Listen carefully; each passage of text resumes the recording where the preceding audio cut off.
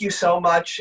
Thank you to the Memorial Library for having me. Kate, thank you for reaching out to me, and I look forward to our series of cooking programs for your families and your wonderful library. And we're going to make these special all the time. So this one here is an Oktoberfest, a German apple cake. If you went to a bakery to buy this, you would spend close to $20 on this cake. So you make it at home, cost you a couple dollars, okay? Not much at all. So I'm going to start making it. Is anybody out there making it with us, or are you just watching? If you're making it, just give me a thumbs up. So this way I know to kind of slow it down, wait for you, okay? A lot of people usually seem to make it later on or over the weekend, but I just wanted to say. I'm making it with you. You are? All right, good, good. Okay, so what I would like you to do, and everybody to remember, start with your dry ingredients in your smallest bowl, okay, like a medium-sized bowl. We're going to take 1.5 cups of the all-purpose flour, okay. This cake freezes really, really well, but it will never make it to the freezer, okay, because you will eat this up before it hits the freezer. So here is my 1 full cup, and now I am also doing a 1/2 cup of the flour.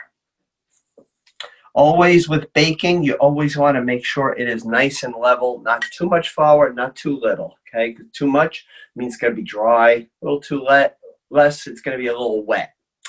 Now, 1.5 teaspoons of baking powder. I like to just kind of go against the rim. See how that is? Nice and even, just like that. That way I know I have the correct amount. And then I need a 1/2 teaspoon as well. So 1.5 teaspoons of the baking powder. That will make it rise. Typically, baking powder is used in cakes, breads, baking soda, more used in cookies because cookies will kind of spread out a little bit like that. And then we just want a 1/2 teaspoon of the regular table salt. And you do want the salt. It's only a little amount, but what it will do is it will bring the moisture out in the bread, and it will give the crust of it. And the salt will actually make it, you taste all the different ingredients in there. So just take your dry ingredients, leave them right on the side, okay? And if anybody has any questions anytime, please let me know. I'm here to help. I'm here to answer any questions. This is our first time doing it at your library. I'm in Long Island. I do over 90 libraries on Long Island. And now virtually I do probably about 130, 135 libraries. So, and Kate just added to that pile. Thank you, Kate. So I am going to take my larger bowl right now, and I'm going to take 2 large eggs. I usually take the eggs out about an hour ahead of time. And that way, by taking them out an hour ahead of time, they come to room temperature and they incorporate in the batter better. So take your eggs, just crack it in the bowl. And the way to tell if an egg is fresh, put it in some water. If it stays at the bottom, it's very fresh. If it starts going up just a little bit like this, kind of bouncing like where it wants to come to the top, it's getting older, but it's still very fresh. If it comes to the top, you want to throw it out because it's no good anymore, okay? Now, 1 full cup of sugar. I always say this in my classes. Make sure you take the full amount of sugar because this will give it the body, the crust, and the moisture in this cake and any baked good. If you are cutting back on sugar, I do always say, cut a smaller piece instead of taking the sugar out of this, okay? Try to do it that way because I really want you to taste the full product, the exact product. So we are just going to take this egg, the 2 eggs, and the sugar, and just mix this until I don't see any clumps in here. So it's pretty quick that way. Okay, that's perfect, just like that. Now you can use a 1/2 cup of canola oil or a 1/2 cup of vegetable oil. I'm using canola oil, so you can now put that into the egg mixture and the sugar mixture. And if I'm going too fast, I want you to put a, just let us know and I will slow down for you. Okay, I promise. And just as you go along, just kind of mix this all in just so it incorporates really good. Okay, now a 1/4 cup of orange juice. You can use fresh squeezed orange juice or you can use like the bottled one. Okay, either one would work fine in this. Just pour that 1/4 cup in here. I'm just gonna mix that really good.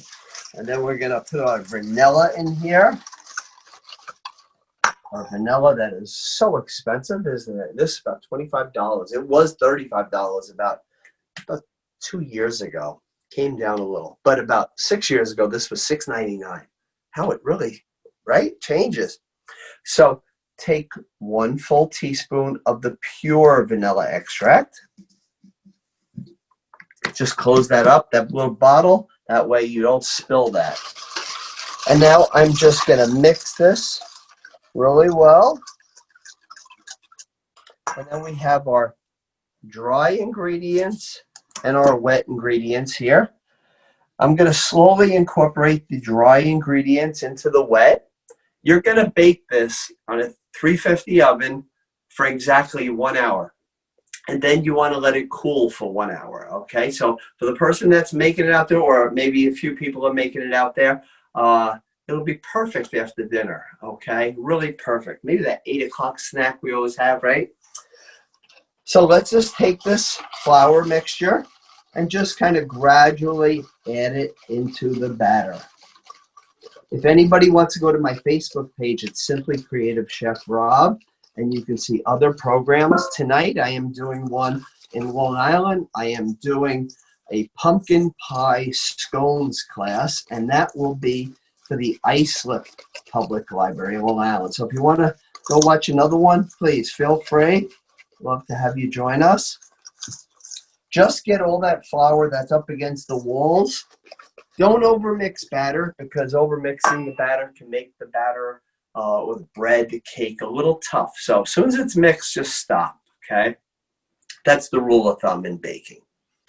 I'm going to use one of these 9-inch pie tins, okay? If you got square, anything like that would be fine. When you use spray, don't go in here like this, because you're going to put too much, and then what's going to happen is you're going to actually taste this spray instead of the cake. So from a distance, that's all you really need, because on the back of this here, it says 565 servings. One day I was in person doing a library class, and I had 40 people in the class, and I went through one of these with 25 people, and I know they were going to taste that, and I don't want that to happen to you. That's why I mention it.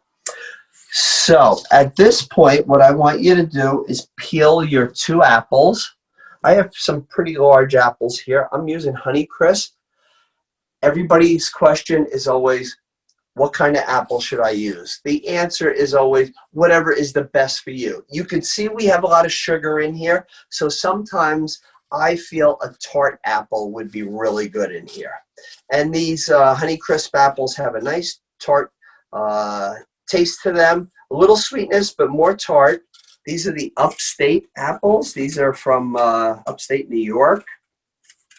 I was just in Vermont the other day, and the foliage was changed, and it was so beautiful up there.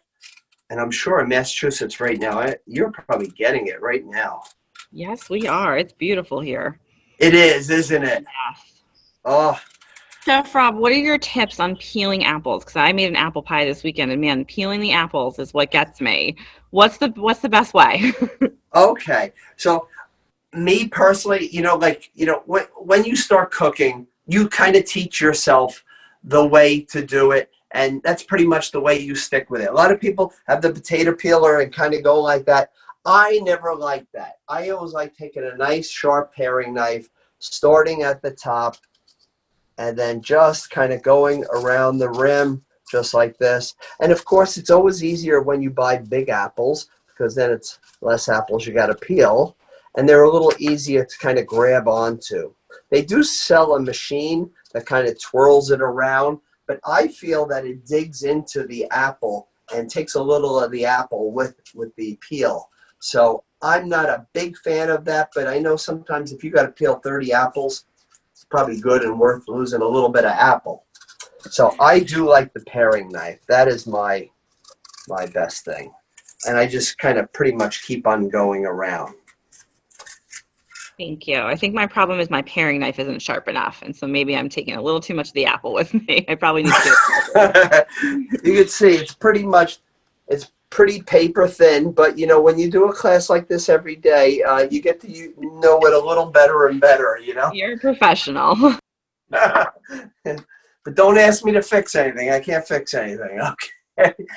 So everybody, I'm just going to take this apple and I'm going to cut it right against the pit and the core of the apple. And I want to knock out any of those little pits that kind of come out. Okay, that little part on the bottom, we'll get rid of that little thing there. And I'm just going to leave these all on its side because I'm going to thinly slice this. I'm going to do this with my other apple. You could do 3 medium apples or 2 really large apples. Okay, that would be just perfect for this here. Sometimes if you put a little too much fruit in something like this, it has a lot of water in it, and as it cooks, and if you wait a little while, the water just keeps coming out, and then it's almost like a sponge cake at the bottom. So you really want to do this cake and send it right into the oven. Okay. So I'm just going to slice this paper thin, as you can see how that is, like that. Now, I am using a serrated knife. I love this knife. It's an offset serrated knife. I bought this when I used to be in the restaurant business. I used to have this German fella that came around and he would sell these knives, and now his daughter sells them out of Florida. And the name on the knife is called Ludwig Schiff. And this is a 7-inch offset serrated knife.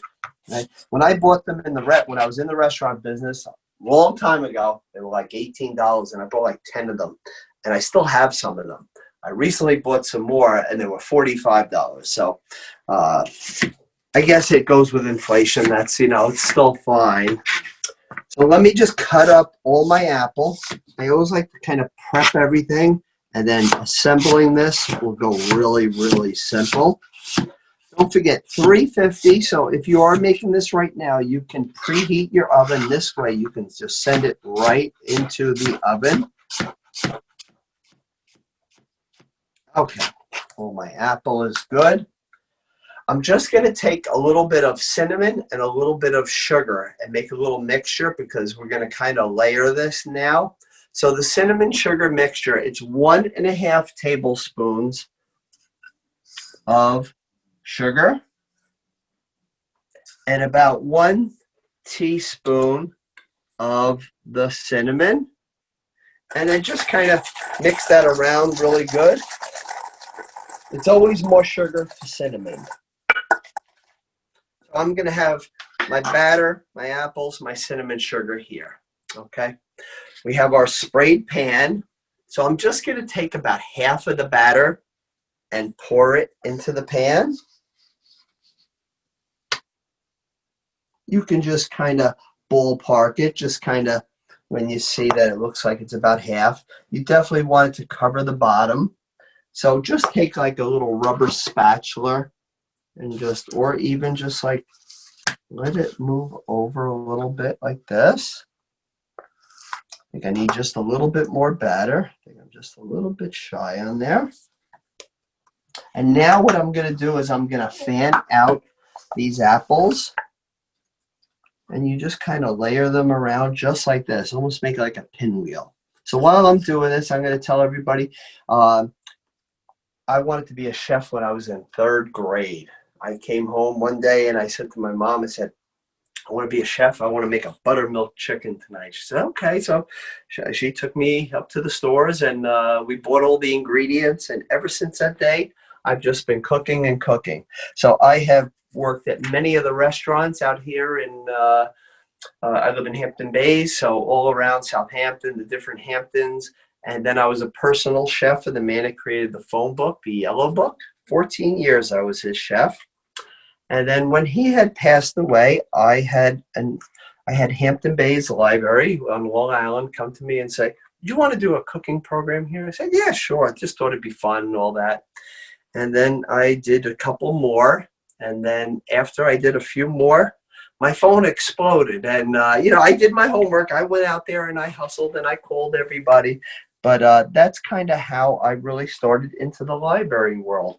And now that it's virtual, when I guess more like April, when I said, all right, this isn't going to come back for a while, I said, let me reach out to other states. And, it's been really wonderful. Massachusetts has been incredible. About 2 weeks ago, I know, Kate, you guys probably had some meeting and that, and like, my phone exploded from Massachusetts. It was unbelievable. It was so nice. I'll tell you the secret. We have a listserv amongst all the children's librarians in the state. And if we really love somebody, we're like, hey, this person is great. So actually, Mr. Steve from Bellingham recommended you. And I think all my librarian friends were like, yes, we love cooking programs. Because, like, I don't know if you know this about libraries, but most librarians also love to cook and bake. If you go into any library, you'll probably see a massive cookbook section, and that's because the people who buy the books love to do that as well. I have seen that at the libraries. Yes. And we sure love to eat. So. And it was so nice of him to mention my name and that. So I'm just going to take this cinnamon sugar now. We have the batter, half of the batter, half of the apples, and we're just going to kind of dust it with some cinnamon sugar, just like this. And I'm using half of the cinnamon sugar right now. Okay. And now I'm going to take the remaining batter. I am just going to take this spatula because I want to get all this batter out. I don't want to leave anything in this bowl. And what I suggest you do is kind of go around just like this. So that way you're not going to move the apples all around, and the batter is pretty much going to cover everywhere. And then you can just kind of take the spatula and kind of make it nice and smooth on top. Okay. I do suggest that you put this towards the lower rack of the oven and put a sheet of aluminum foil on the rack above, because what it does, it prevents it from drying out, the apples that'll be on top. But I do this with all my baking goods except for cookies, because cookies, usually you have 2 trays, and halfway through you're supposed to go like that with the trays, so the tops and the bottoms come out even. But with something like this, usually you're making 1 cake or 1 bread. So that's why I kind of suggest to do it like this. But aluminum foil on there, I promise you, you will absolutely, you'll probably send me a thank you card on that one if you don't do it already. Okay, so I'm going to take the rest of the apple, and I am just going to make another pinwheel around here. And now Chris is my son who's filming right now, who has gotten so good every day with this. He's really good, and I would not be able to do this without Chris. And we have been doing a lot of the Long Island libraries, Massachusetts, Connecticut, New Jersey, Pennsylvania, and upstate New York, all the way to Niagara Falls. And it's been really so much fun. So I guess, Kate, I'm talking to a Patriots fan. Is that correct? Yes, sir. That's what I thought. And what about you, sir? Giants or gangrene? I'm more Giants. I can't suffer with gangrene. It's been a long life there. Oh yeah. Well, I'm actually originally a New Yorker myself. I grew up in upstate New York, so my allegiances have changed. But we'll forgive you for being a Giants fan. We'll forgive you now that Tom Brady isn't here anymore. We'll forgive you. But I have to say, because the thing going all around the country is like, Bill Belichick, Tom Brady, no good, nothing like that. I watched an interview on ESPN with Bill Belichick, and that was a couple years ago. And ever since then, I like him. I like him a lot. He's just tough, and he wants to win. And I don't root against them. I used to, but I don't anymore. Oh, and that's not because.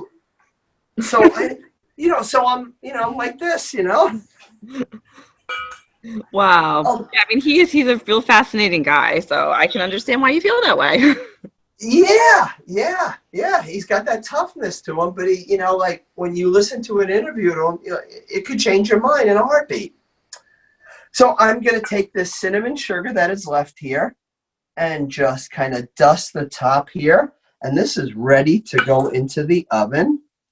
And I'm going to show you the one that I baked earlier because I want you to see the finished product. And I will show you how to finish it off. And you may have a little extra cinnamon sugar, which you can always use on French toast or something. Or if you really like that cinnamon sugar on there, that little bit extra will not hurt. Okay. So this, again, 350 oven, 1 hour. Take a sheet of aluminum foil and put it on the rack above, not on here. I do get the question sometimes. Some people just have one rack in their oven and they're just going to put it in their toaster oven. What I suggest then is leave this in the oven for about 15-20 minutes. It will form like a little crust on top, and then you can just kind of drape this over it. And the air will still get through to it, but I do like it on the rack above, okay, because that air still will circulate all around this really, really good, okay? So I'm going to leave this here for right now. Chris is going to zoom in on there, and then I'm going to show you what a finished product looks like. Look at this, everybody. This is what you would get in a bakery. Look how thick it is. Amazing. Do not worry that it will spill over in your oven, okay? It's baking powder in there, and a 9-inch tin is more than enough room. It's only going to go higher. It's not a loose batter that it will go over. But I always say if you're afraid it's going to go over, just take a little aluminum foil and just kind of go around your pan in the oven. And if it doesn't spill, you still have clean aluminum foil. So now what I think is really the finishing touch for this is a little dusting of powdered sugar. I wish I could mail this to you, Kate, but I think by the time it gets there, it's not going to look too pretty. Oh, I think I know what I'm making this weekend, though. I'm stuck in the library, so I can't bake along with you. Me and Miss Dean are sitting here watching you, but I think I know what I'll be doing this weekend. Please make this, and then please send me an email. Let me know how it all came out. But definitely give it an hour to rest, okay, before you enjoy it. You can have vanilla ice cream with this, a little whipped cream on here. It's really, really good. So I'm just going to put this right here, the before and after picture, okay. Kate, I could take the ferry over. You can meet me at the ferry, and I'll give it to you, and I'll get back on. That would be quite the drive, even from here. But I think it would be worth it. That cake looks amazing. Thank you. If anybody has any questions, just pop them in the chat. I know we had a couple of people join us late. I just want to let you know that we are recording this on Zoom, and our amazing tech librarian, Brian, will probably do some amazing editing, and we'll have a nice video that we can post probably to our library's YouTube channel. And I also included in the chat, if you're not making this cake right away and you're making it later on, please feel free to send us a picture, or you can tag us on Facebook. I put our handles in the chat, and I'm sure Chef Rob would like you to tag him as well, just so you can he can see what you guys made. Absolutely. Yeah, please go to my Facebook page, Simply Creative Chef Rob, and you can watch so many different programs. Every night I'm doing something different. Tonight is pumpkin pie scones at the Islip Public Library. Tomorrow night I'm doing the same one. It's at Oyster Bay Library in Long Island. And then on Thursday night at the Smithtown Library, I am on Facebook. I am doing pumpkin pie gelato, and then I'm doing something else also with it. And then Friday, Saturday, Sunday, my son and I, we are filming a lot of different YouTube videos. And we're gonna make Brooklyn soft pretzels on Friday for a YouTube video, and that will be for a lot of the libraries as well. Awesome. That one's a little tough to do for a regular program because it's got the yeast in there, but I'm gonna see how it goes, and if it works good, I'll bring it as a because you could always make some of the yeast earlier and then kind of go along and do that. Sure. So I do want to show everybody something else. Okay, I always do this. My first time at any library, okay? So this here, it's an apple corer, just perfect for what we were just using, right? So I always take a potato, and I will take the apple corer, put it about halfway to 3/4 of the way in, and then I just take a sharp knife, and I'm going against the bar, just like this, and I'm just kind of rolling it. So yes, I will get a dull knife probably out of it, but I will change the potato into a mushroom potato. Okay. So what you do with this now is olive oil brushed all over it, kosher salt, black pepper, roast it in a 400 oven for about 40 minutes, and just serve it with pork, beef, burgers, anything like that. And it looks pretty neat. So if you put 2 of these on a plate, it's really, really tasty, and it's just something fun to see. So I always do that. Thanks, Chef Rob.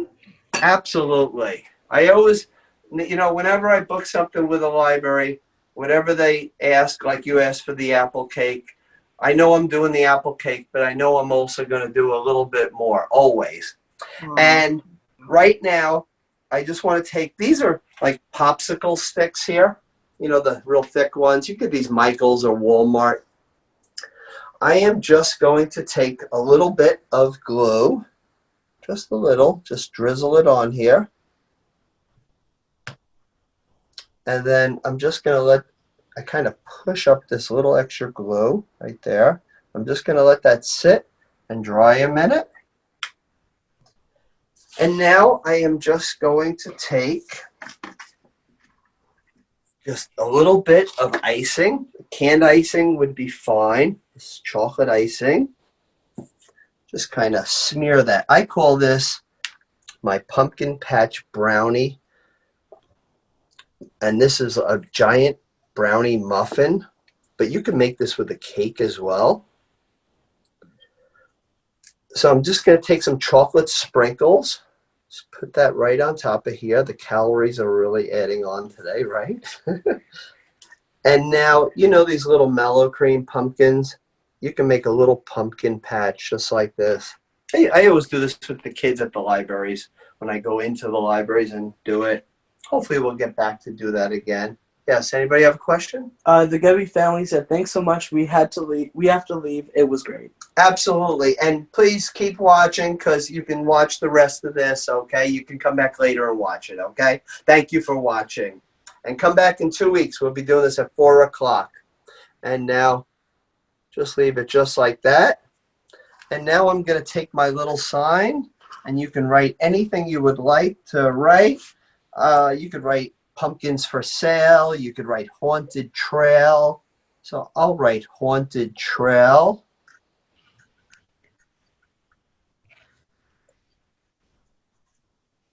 And then you could put a little arrow of like it's going this way. Okay, and you put that right in the center of the brownie, the muffin, the cupcake. If you get one of those big giant cookies that you get at the delis, that you can put some icing on it, and you can kind of stick this in there.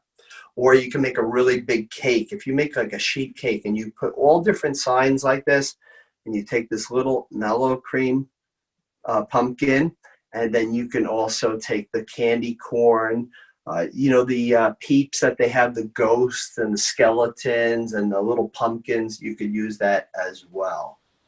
So this is my pumpkin patch brownie. And please feel free, Kate, to use this at the library when the kids come in and all that, please. Awesome. Thank you so much, Chef Rob. We really appreciate it. I think everybody enjoyed it. And like I said, if you joined late, there will be a video of this up on the library, I think on the library's YouTube page, which I will send everybody a link to once the video is up if you want to follow along again, or if you were just like, for example, I was just watching, so I'm probably going to go back and watch the video when I actually make this cake this weekend. So yeah, so we'll be doing that, and I'll let everybody know who registered, and then we'll post it. We'll post a link on our website too. Absolutely. We really appreciate it, and we're looking forward to if you folks are not signed up yet, you can sign up for in 2 weeks. I believe it's the 20th, October 20th, which is a Tuesday at 4 p.m. We are doing chocolate chip pumpkin cookies, so that's going to be delicious. So definitely sign up for that, and yeah, we will talk to Chef Rob pretty soon. Thank you so much, Kate, and thank you to the Memorial Library. Thank you for having me. I appreciate it. I look forward to working with you so much. And see, sometimes virtual works out pretty good, doesn't it? And it's Yeah, really this was nice. great. Thanks again. We'll see Thank you. you so much. Thank you, everybody, for watching. And All have a right. great day. All right. Bye. Bye-bye.